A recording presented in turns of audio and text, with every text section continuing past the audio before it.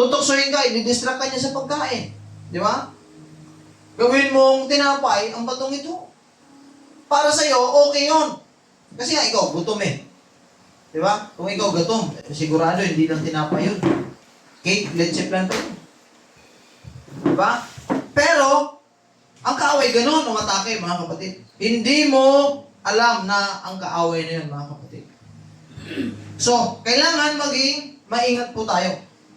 And you should know your priority. Ngayong gabi, anong priority mo? Ngayong araw, priority mo, mga kapatid. Siyempre, meron ka, kumusta ang iyong priority, yung 5 priority mo? Okay na ba? Ha? Kumusta ang 5 priority mo ngayong araw? Ayos na ba? Kumusta ang iyong sarili? So, kailangan alamin mo yan at lagi-lagi mong i-check ang iyong sarili kung okay ba tayo sa ating pong paglilingkod sa Panginoon. Mahirap po ngayong nasa end times na tayo. Malayo na yung narating natin. Matagal-tagal na tayo kahit papaano. And then, all of a sudden, wala pala tayo sa listahan na makakatanggap ng relief goods. Wala pala tayo sa listahan ng pagpasok sa kaharian ng Diyos. That's why, mga kapatid, hallelujah, kailangan i-check natin ang ating pong mga sarili. At wala pong exempted dyan. Kahit sino, pastor, lahat po tayo. Hindi po tayo exempted dyan, mga kapatid. Amen? So, ngayong gabi, mga kapatid, nakaraan we talk about priority. Kaya lang, sometimes, ang priority natin, hindi po na nagmamaterialize because we are distracted, mga kapatid. Sino dito yung nakaranas ng distraction? Diba? We are distracted by many things, mga kapatid. Even ourselves, we are distracted by ourselves, mga kapatid. Ano ba yung mga bagay na nag-distract sa atin? Bigay lang ng na example. Ira. Ha? Pera? Nag-distract ba ang pera? Saan ka nakatingin ngayon? Ha? Ay, pastor?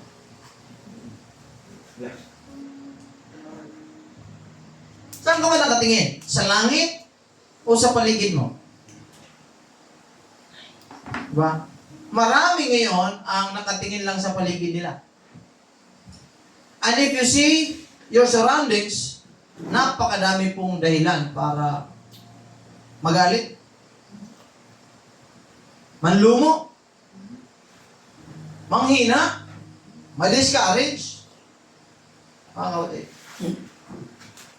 or mag-quit. Marami. Pag tinignan mo ang paligid. Bakit? Kasi nga, everything in our environment or our surroundings changes. We cannot trust our surroundings. We cannot trust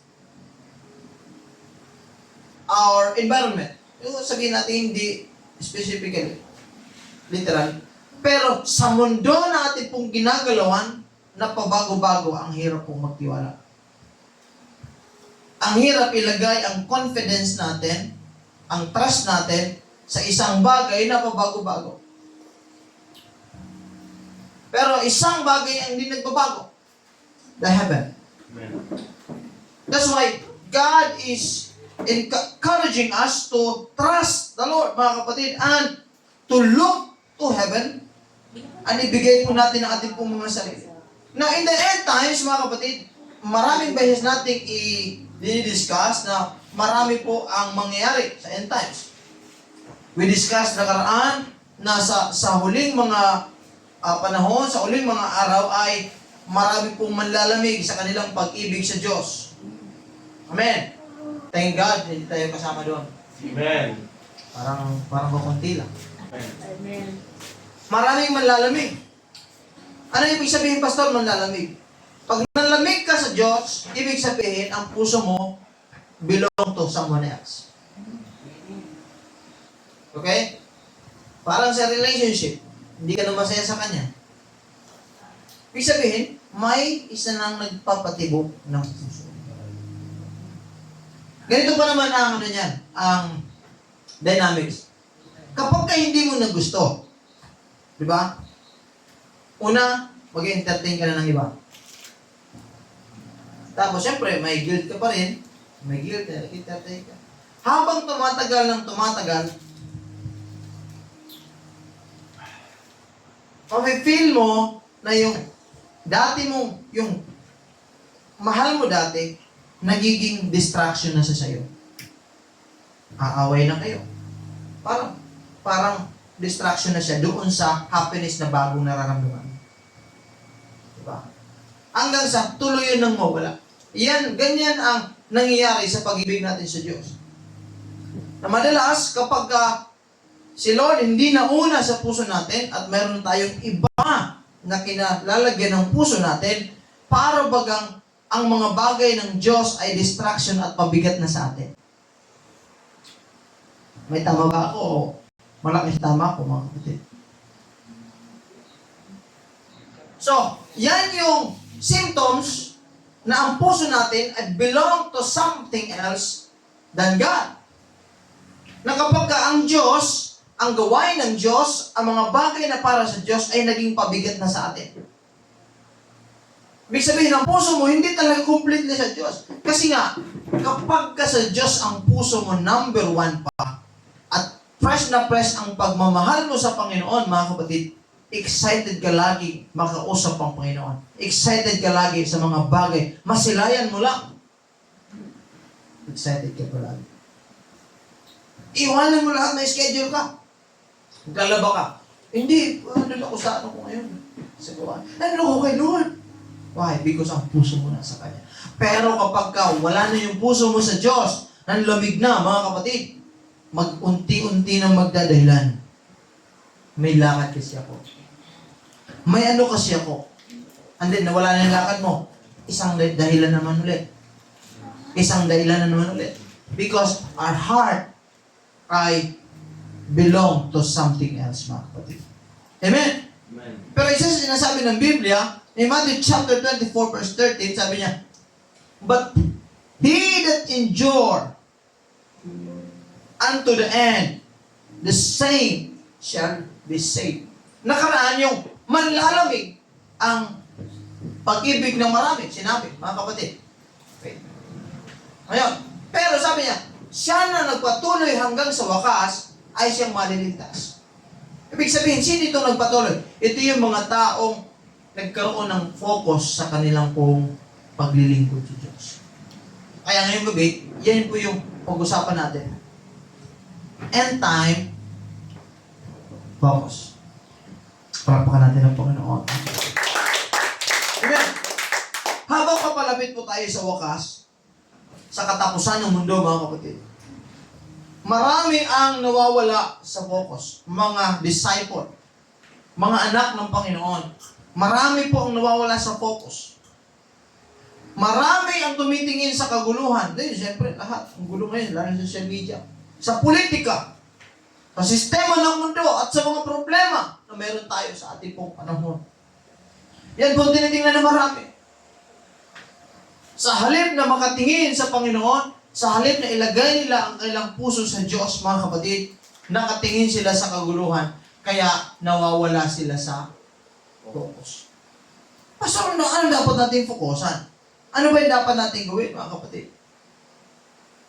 Kaya hindi natin mararating yung mission, yung gusto ng Panginoon sa atin because we are not focused.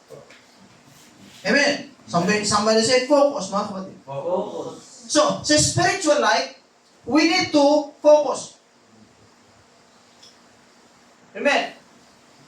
Hindi natin kailangan, mga kapatid, gumawa ng anumang bagay para maligaw lang. Parang nandiyan. Pastor, may kasalanan ako. Naligaw ako dahil gumawa ako ng hindi maganda. Mga kapatid. Pero minsan, ang kasalanan, hindi dahil gumawa ka ng mali. Ang kasalanan mo kasi, nawala ka sa focus. Kasalanan niyo. Hindi kailangan nakagawa ka na.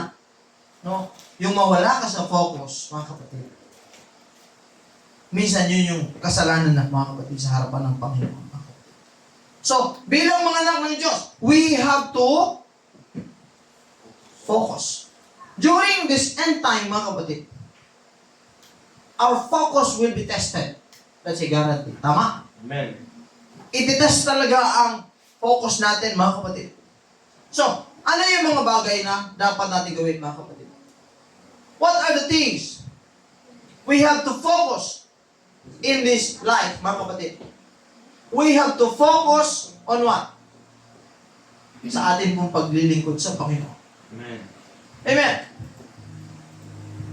Now, sabi po ng ating pong next mo, sister, Rana, Matthew chapter 24, yan. Watch therefore, for you know not what hour your Lord that come. Mapagmatsig tayo. Dahil hindi natin alam kung kailan ang Panginoon babalik. Ngayon, kung distracted tayo masyado, mga kapatid, yung attack ng kaaway, hindi yung gumawa ka ng mga masasama, no. Ang attack ng kaaway, aalisin ka sa focus. Kasi nga, kailangan tayo nakafocus, hindi kasi natin alam yung oras ng pagpalito ng Panginoon. Kung hindi ka nakafocus, distracted ka, halimbawa. Dahil mong ginagawa, distracted ka sa buhay. Hindi mo alam, nandiyan si Lord. Naiwan na pala tayo, mga kapatid. Amen. Hallelujah. That's why sabi ng Panginoon, kaya't magbantay kayo. Sapagkat hindi ninyo alam kung anong araw paririto ang inyong Panginoon. Magbantay. Yung pagbabantay, yan yung focus, mga kapatid. Hallelujah. Habang tumatagal, tumitindi ang laban natin sa huling panahon. Kasi nga, ngayon, hindi na battle ng paggawa ng kasamaan, no. Ngayon, distraction na. Halimbawa, ganito yan. Noon na wala pa ang technology, wala pa yung ganitong klase ng distraction. Para mapunta ka sa impyerno, kailangan makapatay ka. Di ba? Para hindi ka makasama sa kaligtasan, ay kailangan nakagawa ka ng mga moral, kasamaan, nakagawa ka ng immoralidad. Pero ngayon, hindi na, mga kapatid. I-distract ka lang. Wala ka lang magawa sa buhay. Nakatutok ka sa mga bagay na hindi ganun ka-importante sa paningin ng Panginoon. Mga bagay na nilalagay sa iyong paningin, nilalagay sa iyong buhay para hindi ka makakilos para sa Diyos. Maari maging sanhi yun, mga kapatid, na tayo ay maiwanan, at tayo ay hindi po maligtas. Siyempre, sabihin natin, naka-Jesus naman ako. Ano na yung mga nagtuturo, mga kapatid? Yung mga nagtuturo dyan na, basta si Jesus tinanggap mo sa buhay mo, okay na. Tama yan, mga kapatid, pero hindi po sapat yan. Ang Biblia nagsasabi na kailangan i-work out natin ang ating pong salvation with fear, with trembling, mga kapatid. Ibig sabihin, kailangan nagsusumikap tayo sa ating pong paglilingkod sa Panginoon. Kasi yung grace na binigay ng Panginoon, tinanggap natin, mga kapatid, sa pamamagitan ng ating pong pananampalataya. Ang pananampalataya kailangan may kaakibat na gawa. Amen. Habang tumitindi ang distraction, mga kapatid, hallelujah, tumitindi dapat yung atin pong connection sa Panginoon, mga kapatid. Yes. Yan yung kaaway. The enemy doesn't always wants to destroy you by any or attacks. No, hindi ganyan lang.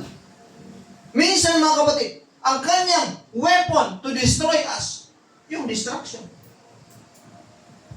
Diba? Dati, focus na focus ka. Ngayon, wala na. Dahil may something or someone na nag-distract sa'yo. Ayan, pinakilig ka lang. Diba? Dati, ministry, Lord, sa ministry ako, Lord. Nag-school ka. Pagdating sa school, may, ang ganda mo naman. Siyempre, heartthrobs. 4 na dimple. Pastor, talaga. Ngumiti pa lang siya, pandesal na. Diba? Susunod, wala na. Hindi ka na makapokus. Sa halip na mag-study ka, nag-chat. Diba? Exam bukas, puro pakilig. Wala ka nang natulog, mga kapatid. Bumagsak ka ngayon. Ngayon, dati focus ka. Tapos biglang pinaasa ka. Nasaktan ka tuloy. Akala mo magiging kayo. Tapos sabihin mo na kay Pastor, Pastor, I'm sorry. Wala pa po akong tulog. Bakit? Umiyak kasi ako kagabi. Diba? Kaya mag-iingat tayo mga kapatid. Hallelujah. Minsan ang kaaway, hindi yan attack lang parang distract lang yung dapat sa'yo. Mga kapatid. Kaya mag-ingat ka sa mga distraction mga kapatid. Hallelujah. Amen. In the end times, the greatest danger is not deception outside the church, but destruction inside. Akala mo nandoon, no. Dito. Kaya, lalo na sa inyo, mga young people, ingatan ninyo na nandito kayo sa loob, nag-cellphone kayo, tapos akala nyo, si Pastor, hindi naman kinakumbis kayo yung cellphone ko eh. Baka biglang dumating ang anghel, tapos dalhin kayo. Maingatan natin ang ating mga sarili. Bilang mga lingkod ng Panginoon, alam mo yung church, hindi lang itong building. Tayo. Tayo yung pinag-iingat ng salita ng Panginoon. Rather than doon sa mga unbeliever, no. Tayo ang pinag-iingat. Tayo yung sinasabihan na magpakabanal kayo. Tayo ang sinasabihan na manampalataya kayo. Tayo yung sinasabihan na mag-ingat kayo. Tayo yung sinasabihan ng Biblia, lahat mga kapatid. Inside the church, tayo po yun. Don't deceive yourself that you are good dahil nasa church ka. No. That you are saved dahil nasa church ka kasi sa loob ka ng chapel. No. Pag-ingat kayo sa distraction. Kumusta ang iyong pananampalataya? Ilang buwan ka na, ilang taong ka na sa paglilingkod sa Panginoon. What are the things na nangyari sa buhay mo simula nung naglingkod ka sa Diyos? Ano yung level of achievement mo in spirituality simula nung naglingkod ka sa Panginoon? Ikaw pa rin ba yung sawayin, alagain, pasanin? Diba? O ikaw na yung natututo maging disciple ng Panginoon, maging alagad ng Diyos, maging lingkod ng Panginoon. Gawin mo yung dapat mong gawin para sa Panginoon. Amen? Kaya sinasabi ko sa inyo kung mas aware ka lang sa mga post ng mga social media, alam mo, Pastor, si Daniel Padilla, tsaka si Catherine, hiwalay na. Diba? Alam mo, Pastor, sino ba yun? Si James Reid. Pati yung, niya, na sila? Ang dami mga social, puro alam, mga kapatid. Yung mga trending, hindi tayo nahuhuli. Amen? Pero yung sign of His coming, huling-huli tayo. Huwag kang pakasiguro, mga kapatid. Distraction lang yan. Alam mo yung algorithm, kung paano yung nag-work? Ngayon, mga kapatid, lalo sa Facebook, sa YouTube, kung ano yung lagi mong pinapanood, yun yung magpo-pop up lagi sa feed mo, newsfeed. Kaya lagi ka nanonood ng mga flip-top. Sino mga nanonood? Parang narinig ko sa mga young people na nanonood ng flip-top. Pag nanonood ka ng flip-top, ang laging mag-feed sa'yo, puro flip-top. Yung mga murahan. Diba? Ganon yan. Kung saan ka interesado, yun lang ilalagay nila. Ano yung gusto mong maging laman ng newsfeed mo? Dapat ang maging laman yung mga bagay na para sa Panginoon. Yung mga bagay na mayroon kang matutunan, mga kapatid. Amen. Amen. So, hindi lang tayo dapat mas aware sa mga post sa social media. Siyempre, dapat, yung mga sa reality. Pero yung mga post kasi na puro pang artista, puro pang showbiz, walang katuturan sa buhay natin yan, mga kapatid. Entertainment, no. Hindi mo pwede. Kailangan aware tayo sa sign ng pagbabalik ng ating pong Panginoon. Dahil hindi po natin nalalaman na yun na pala. Yun yung oras na sinasabi. Walang nakakaalam. Kaya kailangan, alam mo, parang, paano malaman na ito, papasukin itong bahay? Kasi nga, nakita ko may sign. Diba? Paano ito magkakagera? May signal na magkakagera. Kung hindi ka aware sa mga signal, mahirapan ka. Magulat ka lang. Amen. Kaya, pagka distracted ka, baka hindi mo mapansin. Andito na pala si Jesus. Yung mga distracted, gano'n kaya di-distract ka kasi bigla niya sabihin, ako si Jesus, ako si Kristo. Maniwala ka sa akin. Hindi mo alam eh. That's why mga young people, mga nanay, no? Dapat alam ninyo yung salita ng Diyos. How I pray na one day, lahat ng mga kabataan dito, may sarili kayong Bible na hindi lang sa cellphone. Mga kapatid. May sarili tayong Bible. Pag-pray nyo, mga kapatid, na magkaroon tayo ng Biblia, na yung mag-harap ko sa Bible ba, hindi na magno-notify. Diba? Yan kasi, di ba, madalas, pag mag-notify, kaya kapag nandun ako sa nilalagay ko, do not disturb, nilalagay ko, do not disturb eh.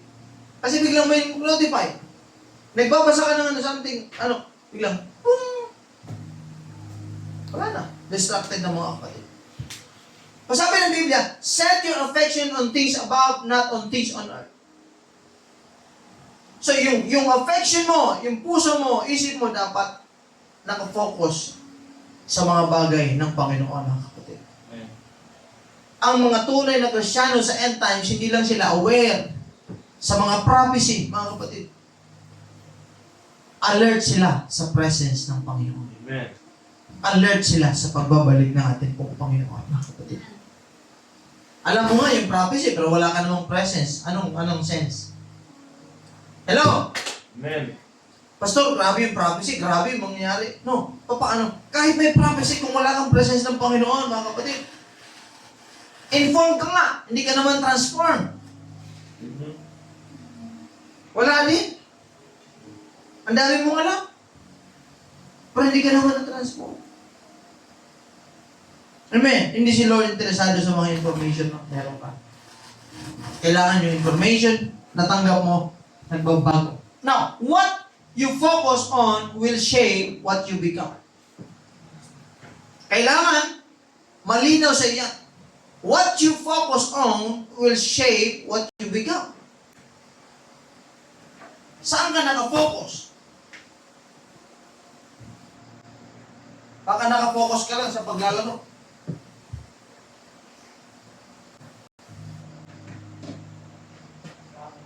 Ang Diyos hindi naghahanap ng mga gamer. Maganda yung gaming. Papalipas lang ng... Diba?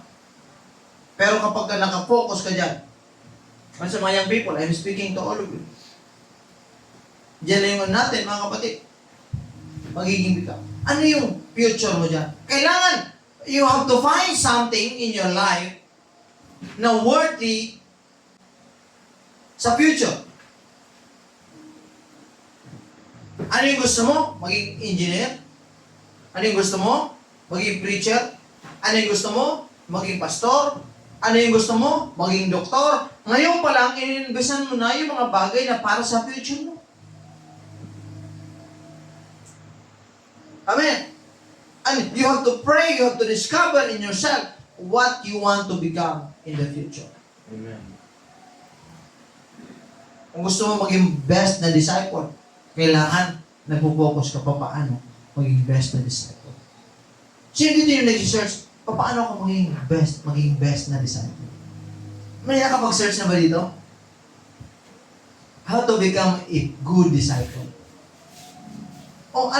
Baka yung mga sinesearch lang natin, sino yung karakter, sino yung si Laila. Okay? Bakit sinisearch lang natin? Sino yung mga artista? Sino? Yung mga sinisearch, dapat how to become a good disciple. How to excel in something ganito. Paano ko mag-excel sa school? Paano may pinapa-assignment si teacher? Paano ko ako mag-excel na pagdating ko ng klase? Ako yung nangunguna na sumagot, ganito pala yun.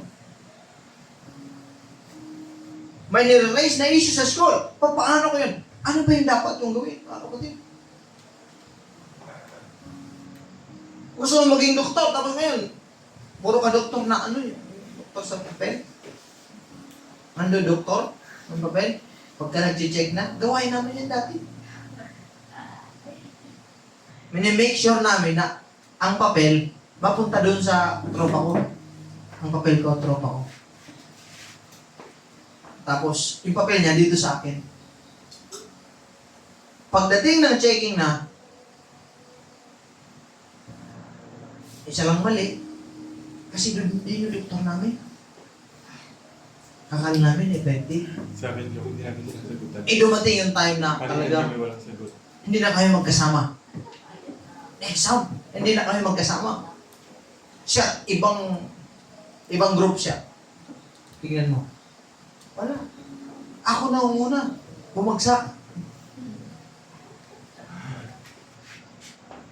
Mali eh. Right? So, today, as, you identified as disciple. You are a disciple. Saan ka nakafocus? Abet? Saan ka ba nakatingin, mga kapatid? Kung ganyan, magkaroon tayo ng yung magnifying glass. Pag nag-magnifying glass, kahit malayo, pagka tinutukan mo ng magnifying glass, lumalaki, di ba? Diba? Kung saan mo tinutok yun yung lumalaki. Ang question, saan ka nakatutok? Saan mo lagi nilalagay yung magnifying faith mo, mga kapatid? Magnifying eyes. Nakatingin ka lagi siguro sa problema, yung lagi magnify mo. Kaya mas malaki ngayon yung problema mo kaysa sa faith mo. Pero kapag ang Diyos ang lagi mo minamagnify, kaya ang sabi ng lingkod ng Panginoon sa Bible, let us come to the house of the Lord. No, come, let us magnify the Lord. Magnify doon, hindi yung parang kung ano-ano lang, no. Nakatutok tayo sa Panginoon. Tumingin tayo sa Diyos, mga kapatid. Ipon natin ang ating paningin sa Panginoon, mga kapatid. At doon, kapag lumaki ang paningin natin sa Diyos, bakit makikilala natin siya at yung mga problema lumiit. Amen. Amen. Nakakita ka ng mga problema. Yes, normal yan, mga kapatid. But set your affection on things above, not on things on the earth. Dito sa mundo, mabibigo ka lang. Amen. Dito sa mundo, masasaktan ka lang. Dito sa mundo, walang forever. Kaya hindi tayo pinagsisettle ng Panginoon dito sa mundo. Dahil si eternity, mga kapatid, na gusto niya para sa ating lahat, mga kapatid. Also, hallelujah, end-time distractions are designed to drain your life. Nakaranas na ba kayo na maghapon kayong distracted? Ako, ranas ko yan. Maghapon kang distracted, nadidrain ka. Parang walang sense of purpose and meaning yung buhay mo. Sino nakaranasan niya? Diba? Wala, parang, saan ako mapunta, mga kapatid? Amen. So, yung distractions na yan, hindi talaga dinesign para, wala naman distraction design para magtagumpay ka. Eh kung gusto mo magtagumpay, tapos, you cannot succeed while being distracted at the same time. Amen. Ang success, kailangan ng focus. Amen. Ang heaven, kailangan ng focus.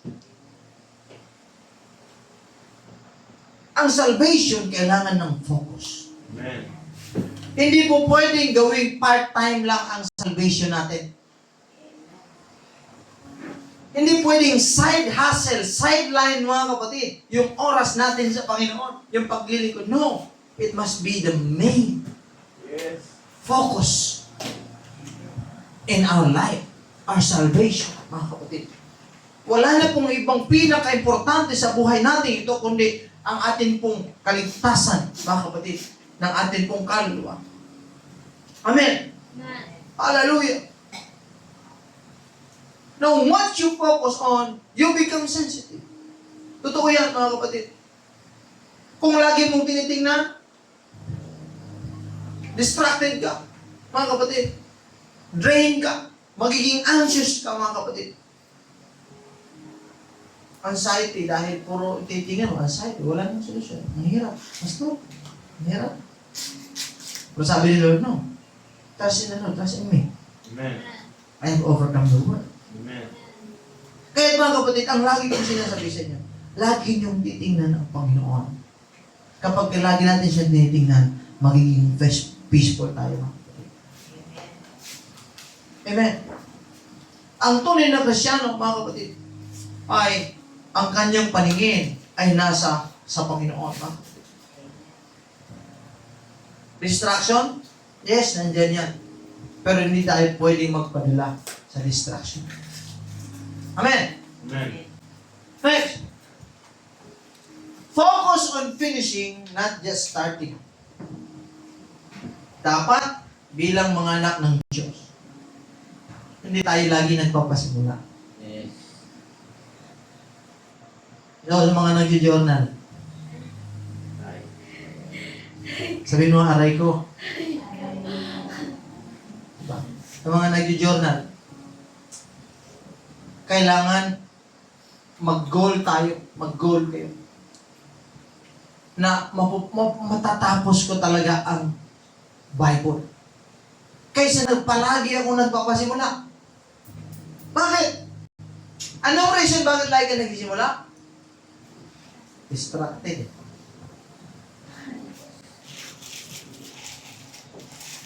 Amen. Alin bang bagay sa buhay mo ang kailangan matapos mo, gusto mo matapos?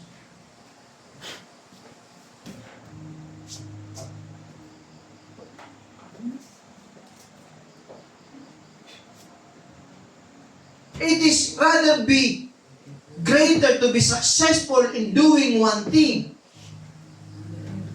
rather than attempting to do many things but keep on failing. Puro lahat. Isa lang. I-focus mo sa sarili mo. Focus on finishing. Alam mo si Jesus, bago siya matapos sa kanyang ministry, pinako na siya, sabi niya, yung last word niya, it is finished. Sa paglilingkod mo sa Diyos, sa pagiging disciple mo, it is not how you started your new life with Christ. Hindi rin, it is not how you started again and again and again. No. It's about how you finished. Yes. Hindi tayo makikita sa unahan, no? Sa dulo tayo. Amen. See you at the finish line. Kahit masigasig ka sa umpisa, hindi po yan nagmamatter. Hindi po yan yung basihan, no? Kahit lahat ginawa mo sa umpisa, no? Ang hinahanap ng Diyos, yung sasabihin niya, Lord, it is finished. Yung sasabihin niya, I have run the race. I have finished my course. I have fought a good fight. Yan yung hinahanap ng Diyos. Yan yung tinitingnan ng Diyos. Hindi ang masigasig lang sa umpisa. Amen. Now, your focus is the fuel of end times. Endurance. Ang fuel mo sa focus mo is fuel. Ito po yung langis, ito po yung gasolina para ma-endure mo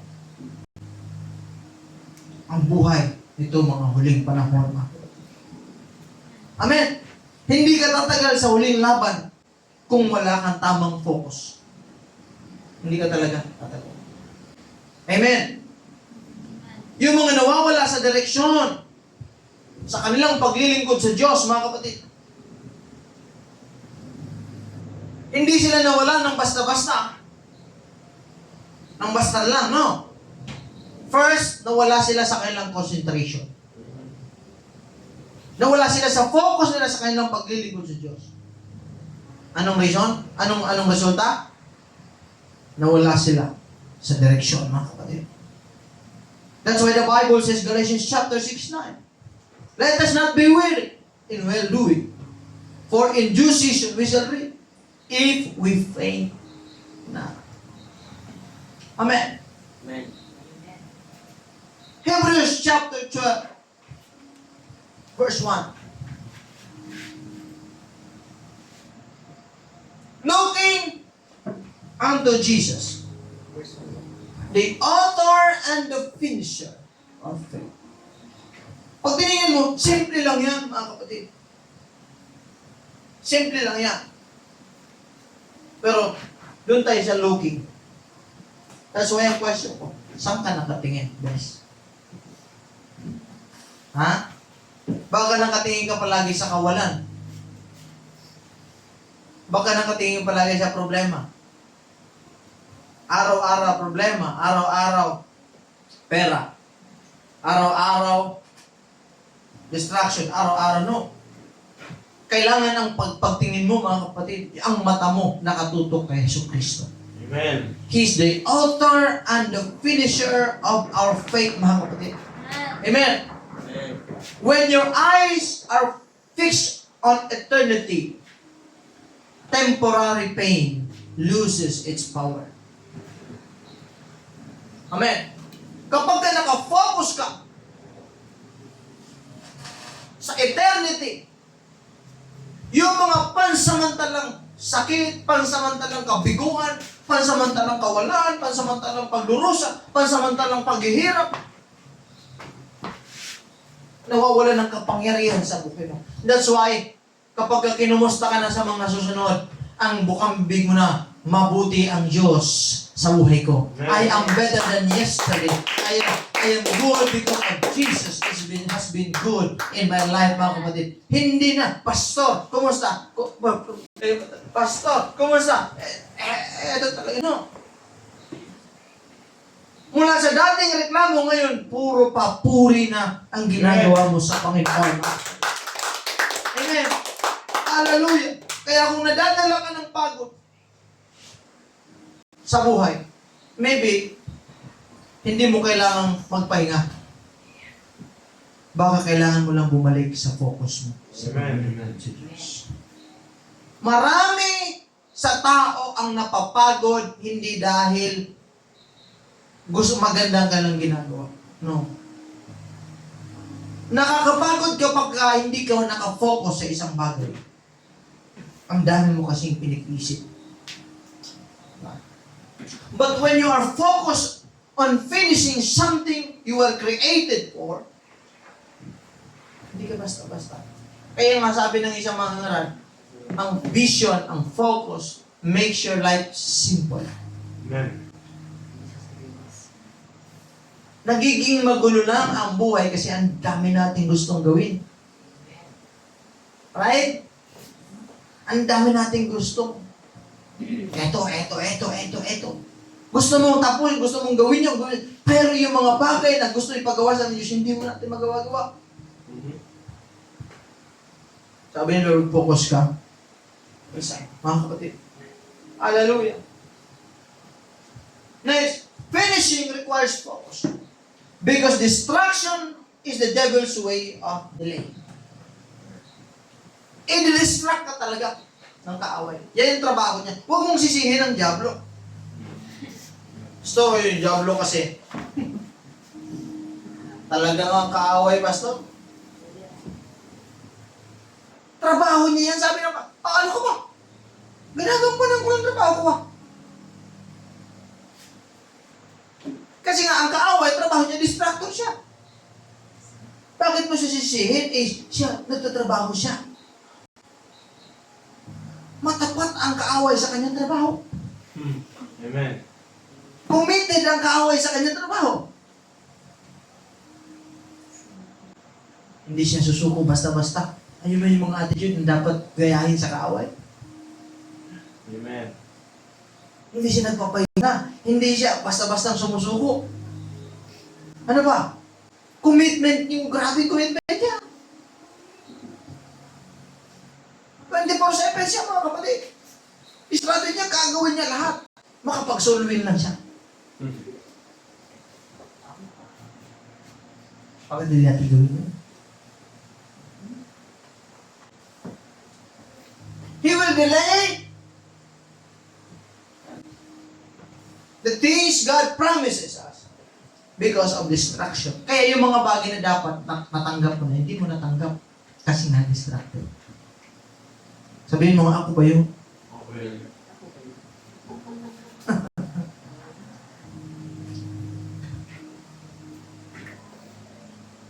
Eyes, remember this, eyes that see Jesus will never lose sight of purpose.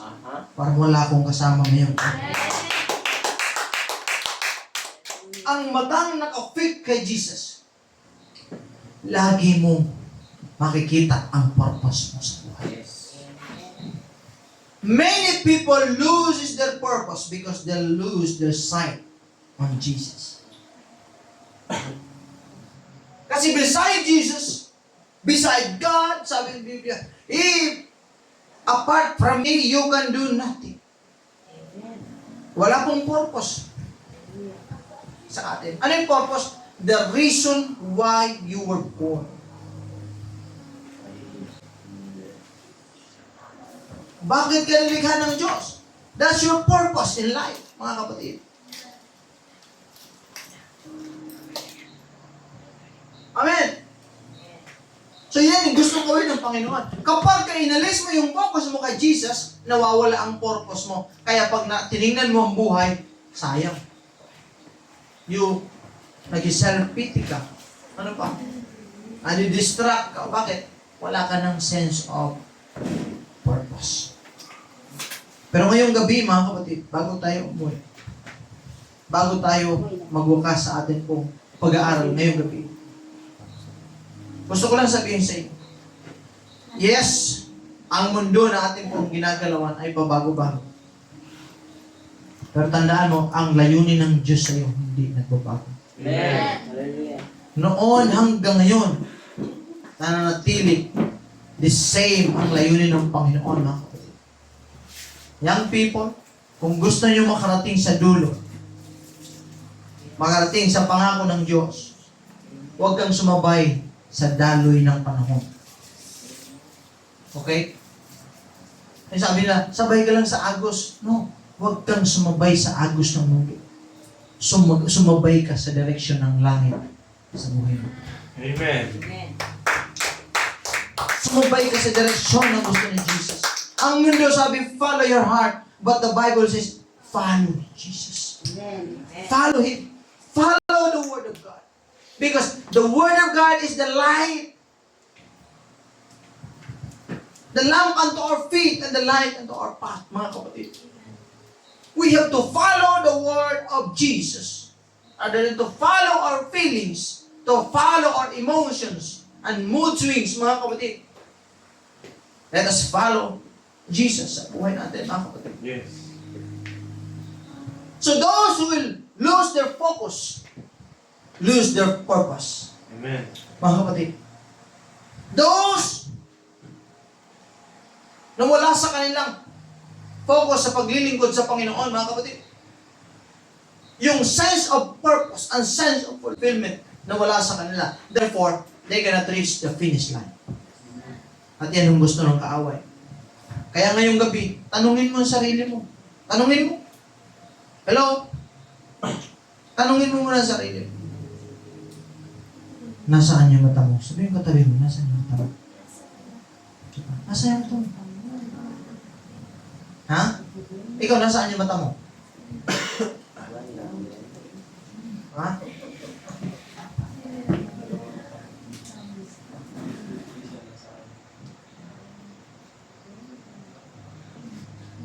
Pastor, naduling ka na. Saan ka ba nakatingin? Sa gulo? Paparating na gulo? O sa parating na pagbabalik ng Panginoon? Aha. Dapat nakatingin tayo sa Panginoon. No? So, we have to have focus during the end times. Kung hindi mo alam kailan babalik si Lord, it's better na mag-focus ka sa paglilingkod sa Panginoon, mga kapatid. Huwag mong hayaan i-distract ka ng kaaway, magtagumpay ang kaaway sa buhay mo, mga kapatid. Ayaw ng Panginoon, mawala tayo sa Kanya. That's why, gusto ni Lord, maayos tayo sa Kanyang harapan, mga kapatid. So ngayong gabi, hanggang dito lang po ang ating pong pag-aaral. Kailangan focus. Mga disciple, alamin natin mga kapatid, ang kalooban ng Panginoon sa buhay natin. And let's focus on the purpose of God. Yes, yes. Amen! Amen. Huwag tayo magpabanding-banding sa ating pong paglilingkod sa Panginoon. Huwag tayo magpabanding-banding. We have to focus. Focus ka. I-distract mo ng kaaway. Pero focus ka lang, mga kapatid. Fix your eyes on Jesus. Fix your eyes on serving God. Huwag sa iba. Huwag mo unahin yung iba kaysa sa Panginoon. Huwag mong ipagpalit ang Diyos sa anuman sa mundong ito, mga kapatid. Amen. Tandaan natin, ang mga focus na tao lang, yun ang makakapasok sa promise ng Diyos. Amen. Amen. That's why si Caleb and si Joshua, because they are focused and they are driven by faith and trust in the Lord, sila lang ang nakapasok sa lupang pangako, mga kapatid ng Panginoon. Palakpakan natin ang Diyos. Hallelujah! Hallelujah! So, hanggang dito po ang ating pong pag-aaral ngayong gabi. At I hope na mayroon kayong natutunan, mga kapatid, saan ang iyong mga mata? Sa problema, kay Lord, sa mga pagsubok kay Lord, no? I-magnify mo si Lord. Mas malaki dapat ang pagtitiwala mo kay Lord kaysa sa mga problema sa buhay natin, mga kapatid. Hallelujah! Thank you, everyone. I hope na nadako tayo. Palakpan natin ng Diyos isang malakas na palakpak. May question po ba kayo, mga kapatid? Hallelujah. May mga question sa atin pong pag-aaral ng gabi. Okay, sir. Okay, good. Brother Andrew. Based po sa, sa topic natin tonight, na don't lose your focus. No? Paano po, sir, tips and lang ba ito? Paano po ibalik yung focus na nawala dati? Paano ibalik and i-fix and alagaan? Thank you. So, para sa akin, ang advice ko sa iyo is bumalik ka sa pinaka-primary reason.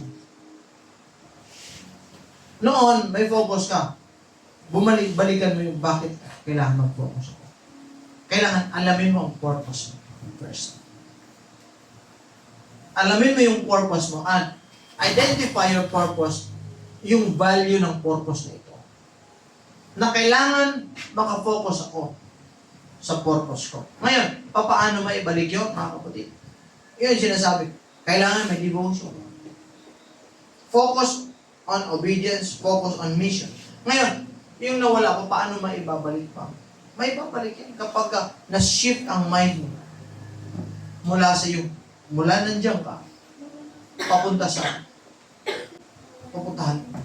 Kailangan alamin mo lang yung purpose. Alamin mo lang saan ka papatungo.